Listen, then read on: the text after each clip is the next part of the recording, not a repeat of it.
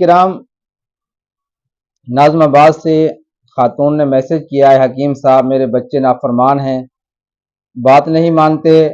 بری عادتوں میں پڑ گئے ہیں اور جس کی وجہ سے میرا بڑا دل دکھتا ہے۔ روحانی علاج کرواتی ہوں، مختلف جگہوں سے کروایا ہے،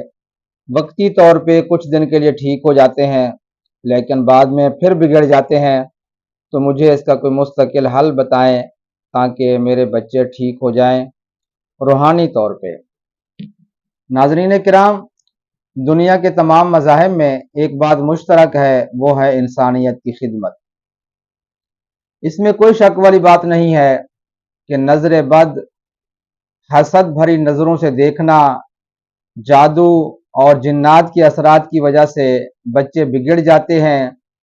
اور نافرمان ہو جاتے ہیں، لیکن اس سے والدین کو بڑا دکھ ہوتا ہے۔ لیکن اصل پہلو کی طرف اگر ہم آئیں تو ہمیں چاہیے کہ جب ہمارے بچے کوئی اچھا کام کریں تو ان کی تعریف کے ساتھ ماشاء اللہ، بارک اللہ بھی پڑھنا چاہیے، کیونکہ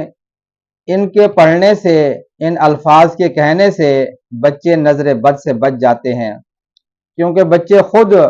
کوئی عمل نہیں کرتے، ظاہر سی بات ہے ان کے اندر اتنا شعور نہیں ہوتا کہ وہ پابندی سے کوئی عمل کر سکیں ان چیزوں سے بچنے کے لیے۔ تو دیکھیں، آپ صلی اللہ علیہ وسلم کا ارشاد ہے، والدین کی رضا میں اللہ تعالیٰ کی رضا ہے، والدین کی نافرمانی میں اللہ تعالیٰ کی ناراضگی ہے۔ تو روحانی علاج جہاں تک تعلق ہے تو وہ یہ ہے کہ ایک نقش ہے، بہت معتبر کتب کے اندر اس کا ذکر ہے اور الحمدللہ کافی لوگوں کو بنا کر دیا ہے، جو چاندی اور تانبے اور مختلف دھاتوں کے اوپر ہے،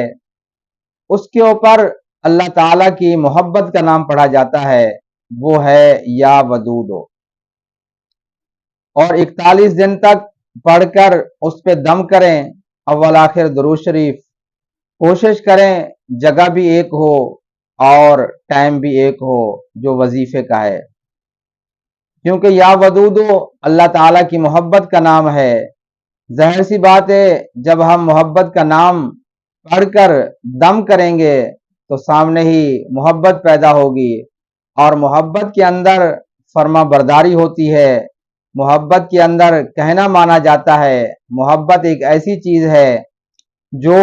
دل کو موم کر دیتی ہے، دل کو نرم کر دیتی ہے۔ اللہ تعالیٰ آپ کا میرا حامی و ناصر ہو، اور یہ نقش بہت معتبر ہے، صرف 41 دن تک پڑھنا ہے، اور پڑھنے کے بعد جیسے ہی یہ عمل شروع کریں گی تو انشاءاللہ اثر ہونا، بچے بہتر ہونا شروع ہو جائیں گے۔